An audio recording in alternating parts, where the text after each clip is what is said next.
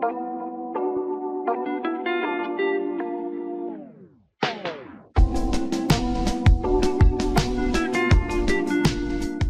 my friends, welcome Coffee and Reactions video channel. I am Mustafa from Turkey and I have new suggestion from Indonesia. Today we are gonna watch a video about Mount Rinjani again. Unfortunately there is a climber lost her life, Juliana from Brazil, and this is so sad, and I learned that there are lots of Brazilian cursing Indonesia because of this accident. This is not acceptable, and this foreigner lady is defending Indonesia. Let's read the translation first. Not accepting being insulted by Brazilian netizens. This foreigner defends Indonesia when Juliana falls on Mount Rinjani. And I agree with this foreigner lady. I believe Indonesia is not a fault, because you should have your management before climbing. You should have more than one guide. You should have actions before. You should have managements before. So unfortunately this is very tragic accident, but you can't curse Indonesia because of that. We are gonna watch this video from Media Mosa YouTube channel. Thank you my friends for this video, and let's start. Just seen that a Brazilian tourist has fallen off Mount Rinjani at like 5 a.m. and honestly the news has like sent shivers down my spine. Even if you know, people complain the tour guides all they want, and they say, oh, but everywhere in Lombok and everywhere in Indonesia you see advertisements, you know, hike Rinjani, hike Rinjani, hike Rinjani. But it's your job to research things yourself. Yes. Because most of the time, if you do any high-risk activity anywhere in the world, especially in the Western world, if that's what we're talking about, Western standards, you're gonna have to sign something that says that they're not responsible for your life. This is your life, my friends. You are doing very dangerous job. You are doing very risky job. Climbing that mountain is, even looking the picture was very scary. You should have actions before. This is your life. You're also not supposed to hike if you're not prepared to hike. Yeah. That's just how hiking works. Accountability matters. It's extremely cloudy up there. If we're coming back to Rinjani, to cycle back to Omar time, it's extremely cloudy, very hard to send helicopters in. Nobody can go down that to retrieve somebody. If they send a rope down, there's no way for them to grip in because they're on sand. There's so many circumstances. So to repetitively disrespect the extremely skilled team that tried to rescue her is not necessary to honor her life. And if you're watching this and think about doing Mount Rinjani, only if you're an experienced climber should you be doing it, really. Like, don't do what we did and think, how hard can it be? Just take the risks into account and Kasus jatuhnya pendaki asal Brasil, Juliana, di Gunung Rinjani baru-baru ini menarik perhatian publik internasional. Banyak netizen asing, khususnya dari Brasil, melayangkan kritik terhadap tim SAR Indonesia karena dianggap lambat dalam proses evakuasi. Namun, seorang turis asing yang pernah mendaki Rinjani justru memberikan pembelaan. Ia menjelaskan bahwa Gunung Rinjani merupakan salah satu gunung berapi aktif tertinggi di Indonesia dengan medan yang berat dan ekstrim. Menurutnya, siapapun yang belum berpengalaman sebaiknya tidak mencoba mendaki tanpa persiapan matang. Ia juga membela tim SAR Indonesia yang bekerja keras mengevakuasi Juliana di medan sulit. Kritik dari luar, menurutnya, datang dari mereka yang belum memahami kondisi lapangan secara langsung. Seorang wisatawan asing. Okay, the translation is not working because there is two language in this video. It happens generally. YouTube can't translate two language in the same times. YouTube is translating the English part, and when he started to Indonesian, unfortunately the subtitles are not working. I think he's translating this foreigner's words and he's explaining their opinions, if I understand it correctly. Membagikan kembali kisah perjalanannya mendaki Gunung Rinjani setahun yang lalu. Pengalamannya ini menjadi relevan setelah muncul kabar jatuhnya seorang turis asal Brasil saat mendaki di jalur yang sama. Ia merasa perlu memberikan perspektif pribadi sebagai seseorang yang pernah melewati jalur ekstrem tersebut. Just seen that a Brazilian tourist has fallen off Mount Rinjani at like 5 a.m. and honestly the news has like sent shivers down my spine because me and Gaz did that hike. I think it was summer last year. Mental, wasn't it? It was like next level dangerous. I swear there was like hundreds of people doing it, and like we turned around because we didn't feel safe. Yeah. So his name is Gas, right?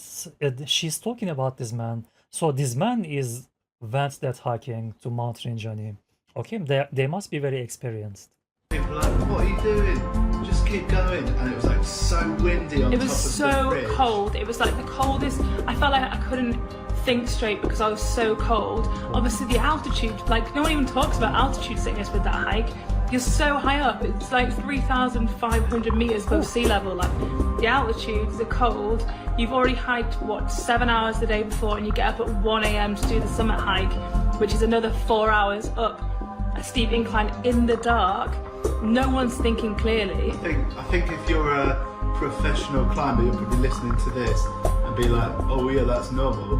It is normal for professional climbers, but this was essentially just like a load of backpackers and tourists wearing trainers doing it. Yeah, and I think like when we did it, we were like, why is there not more information out there saying like how hard it is? Because all you ever see online is just all these people summiting Mount Rinjani. So when we watched all of these videos on YouTube and we did our research, we were like, they look like us, we'll give it a go. And then obviously it puts your life at risk when you do stuff like that because you don't realise how dangerous it is. There should be more. Goes to show though, if when you're backpacking, if you don't feel comfortable doing something, just turn around and don't do it because yeah, the safety's not always there, is it? No, it's just so scary. I feel like, oh, I just really hope she's found safe and like thoughts with her family, because when I saw that I just felt sick.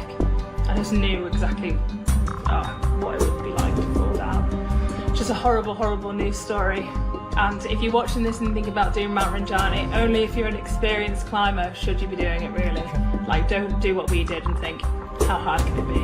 Just take the risks into account and yeah. Dari pengalamannya, She said, take the account for your own life. So this is very important, my friends. You must be very experienced. And even though you decided to make it, it means that you are taking very big risk for your own life. Okay?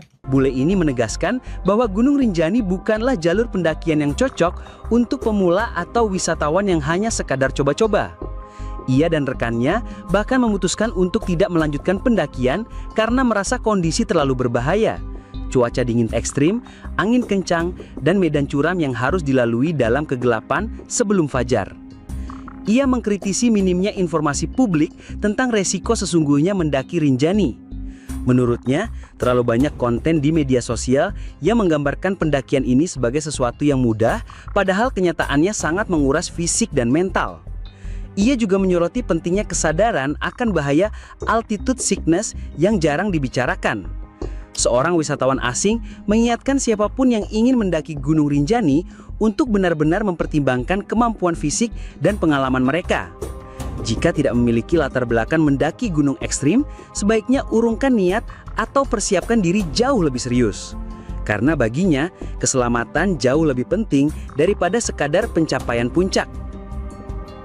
Seorang wisatawan asing yang telah menetap di Indonesia selama 6 tahun merasa tergugah untuk memberikan tanggapannya atas insiden tragis yang menimpa seorang pendaki asal Brasil, Juliana, yang terjatuh di Gunung Rinjani. Video ini merupakan refleksi dari pengalaman pribadinya serta keprihatinan terhadap banyaknya tudingan terhadap tim penyelamat Indonesia. For days, my entire For You page has been about the tragedy that happened on Rinjani and the woman from Brazil, Juliana, who passed away because she fell into, I believe, the crater, or where all of the sand is on the top, all of the volcanic sand. And she wasn't able to be retrieved, and there's a lot of blame being put on the rescue team without considering the circumstances of Rinjani and the terrain and the difficulty of completing a rescue mission on an active volcano and how nearly impossible that can be. Combined with her clear lack of hiking skill, and this is by no means to disrespect her, it's really, really crucial as a tourist that if you choose to do a hike, even if you know, people complain the tour guides all they want, and they say, oh, but everywhere in Lombok and everywhere in Indonesia, you see advertisements, you know, hike Rinjani, hike Rinjani, hike Rinjani. But it's your job to research things yourself. You cannot rely on a guide company who's trying to make a living to tell you if you're fit to do something or not. They don't know you. They don't know your life experience. They don't know your skill level. Could they be asking more questions to better vet people to decide if they should be allowed to go up Rinjani? Sure. Okay. Yes. Absolutely. But you shouldn't hike an active volcano if you're not an experienced hiker. I've lived in Indo for 6 years. I've been invited by people to hike Rinjani many times. I won't do it because I'm not a hiker. Ooh, I yes. struggle going up to a small peak. I don't really enjoy hiking. It's not something I've like tried to excel at and succeed with in my life. And when I saw how slippery it is Yes. towards the peak of Rinjani due to the sand, like I know myself and I know how clumsy I am and I know I would roll down that shit and you would never find me again. And that's just reality. So yes, there does need to be probably a regulation change in who is allowed to hike these places. But what happened to individual responsibility for our own choices and actions, and also recognizing risk? Because most of the time, if you do any high risk activity anywhere in the world, especially in the Western world, if that's what we're talking about, Western standards, you're gonna have to sign something Yes. that says that they're not responsible for your life. You are. You are responsible for your life. And people saying, well, she was left behind and this, that. If you're choosing to hike in a group, is there's probably an option to get a private guide for a higher price point or to get a group guide, right? If you know that you are not an experienced hiker and you really want to go up Rinjani, then you should probably hire a private guide. Yes. And not join a hiking group of people who probably have a pretty decent level of hiking experience and are able to complete the summit. Yes. If you hire a private guide and you need to take a rest, your guide can stand by you. But what is the guide supposed to do if they have, let's say, a group of 5 or 10 people and one person isn't feeling well? You either have to push through and stick with the group or you get left behind. And I know they say you're not supposed to leave anybody behind on a hike, but you're also not supposed to hike if you're not prepared to hike.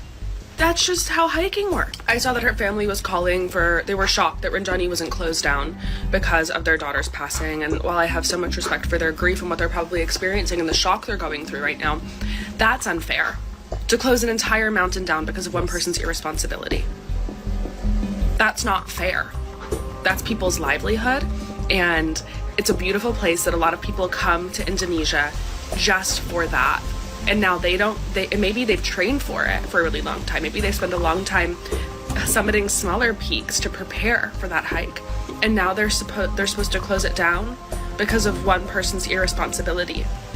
And once again, I don't want to disrespect her in any way, but we need to use this opportunity to really take a moment to anywhere in the world and any activity that you're doing when you're on holiday, consider your skill level. I see it all the time with surfing. My partner has a surf school here in Bali, and he's very, very, very. By the way, she's talking. Maybe it sounds harsh, especially for the family of Brazilian climber. But she's talking very true. She's talking just. She's not trying to be sympathetic. She's not trying to be making political. She's just saying what she needs to say. She is just saying just the truth. Okay? She's not trying to being sympathetic. She's just telling the truth, and I respect that. I respect her opinions. That if people don't have a high skill level in swimming, or if they have fears around the ocean, they need to book a private lesson. Because people will want to be cheap and save 200K and book a group, and then they're miserable and they can't get back to the lineup and they're flapping around and freaking out. Is that the coach's fault? No, it's your fault for being cheap. Active volcanoes are not photo ops in general. There was an instance just a few months back, I think it was Agung. Somebody died on Agung because they tried to go up without a guide, probably trying to save money, and they died. And then Balinese people had to have so much ceremony, bring so much bantan, do so many offerings because somebody irresponsibly died on their sacred mountain. Accountability matters. It's extremely cloudy up there. if we're coming back to Rinjani to cycle back to it one more time, it's extremely cloudy, very hard to send helicopters in. Nobody can go down that to retrieve somebody. If they send a rope down, there's no way for them to grip in because they're on sand. There's so many circumstances. So to repetitively disrespect the extremely skilled team that tried to rescue her is not necessary to honor her life. We mustn't blame people who have trained their entire lives for this. Yes. Indonesian hikers don't play games. So for you to act like they don't have the skill set and in this country they can do this and in this country they can do that, then you don't know Indonesian hikers. They're extremely good at their craft and they're very, very, very, very, very skilled at mountaineering. I mean, Indonesian hikers will hike in flip-flops and live off of pot meat. And not to say that that's the way that you should hike, but I'm saying don't act like they don't know what they're doing. They know what they're doing. Berdasarkan pengalamannya dan Okay, she can be sounding like very angry, and I can understand her feeling because yes, she is very sorry after this accident, but she can't accept why this mountain is closed. She's thinking all of those people having money because of this opportunity from this event. And she's very right. She's talking very right. She's talking the truth. I respect you, my friends. I loved this lady's thinking way. I love how she speak. She's speaking truth. She is very direct. No any political movements. No any sympathizing words. She's just telling the harsh truths, and I respect her talking way. Pengetahuannya mengenai medan Gunung Rinjani, wisatawan ini menyatakan bahwa mendaki gunung aktif seperti Rinjani bukanlah aktivitas yang bisa dianggap enteng. Medannya berpasir, curam, dan licin, terutama di jalur puncak yang dilalui dini hari dalam cuaca dingin dan berkabut tebal. Ia menekankan bahwa banyak turis yang tergoda oleh promosi wisata tanpa membekali diri dengan pemahaman atau pengalaman mendaki yang cukup. Ia tidak menolak pandangan yang menyalahkan sepenuhnya pihak pemandu atau tim penyelamat. Menurutnya, tanggung jawab utama tetap berada pada masing-masing individu yang memilih untuk mendaki. Ia juga menyoroti pentingnya kesadaran akan bahaya altitude sickness yang jarang dibicarakan. Lebih lanjut, ia membela tim SAR Indonesia yang telah bekerja keras meski dalam kondisi ekstrim. Menurutnya, medan pasir dan cuaca di puncak membuat proses evakuasi sangat sulit, bahkan tidak memungkinkan untuk menggunakan helikopter. Ia menilai bahwa menyalahkan tim penyelamat bukanlah cara yang tepat untuk menghormati korban. Pada akhirnya, ia mengajak semua orang, khususnya wisatawan asing, untuk tidak memandang enteng pendakian gunung, serta memberikan penghormatan kepada para petugas penyelamat Indonesia yang telah mendedikasikan diri mereka untuk membantu, bahkan dalam situasi beresiko. Tragedi yang menimpa Juliana di Gunung Rinjani memang meninggalkan duka mendalam. Tidak hanya bagi keluarganya di Brazil, tetapi juga bagi masyarakat Indonesia dan para pendaki yang memahami betapa ganasnya medan alam di sana. Namun di balik kesedihan itu, kita juga harus membuka mata dan hati terhadap pentingnya kesadaran diri sebelum memutuskan untuk menaklukkan alam. Mari kita jadikan peristiwa ini sebagai pelajaran berharga, bahwa keselamatan dan persiapan adalah kunci, dan bahwa alam Indonesia, seindah apapun, harus diperlakukan dengan rasa hormat dan penuh perhitungan. Jangan sampai tragedi berulang karena kelalaian dan salah paham. Dan mari bersama kita hargai dedikasi para pahlawan sunyi di balik setiap proses penyelamatan. Mereka yang bekerja tanpa pamrih untuk menyelamatkan nyawa, bahkan dalam situasi berisiko. Okay. So this is the end of the video, my friends. By the way, I didn't know that Mount Rinjani is closed. I learned it from this lady, and this is so sad. The accident is so sad, but closing the whole mountain is very sad also, and very unnecessary. Thank you for my friends for suggesting me to watch this video. We watched this video from Media Mosa YouTube channel. Thank you, my friends, for sharing this video with us.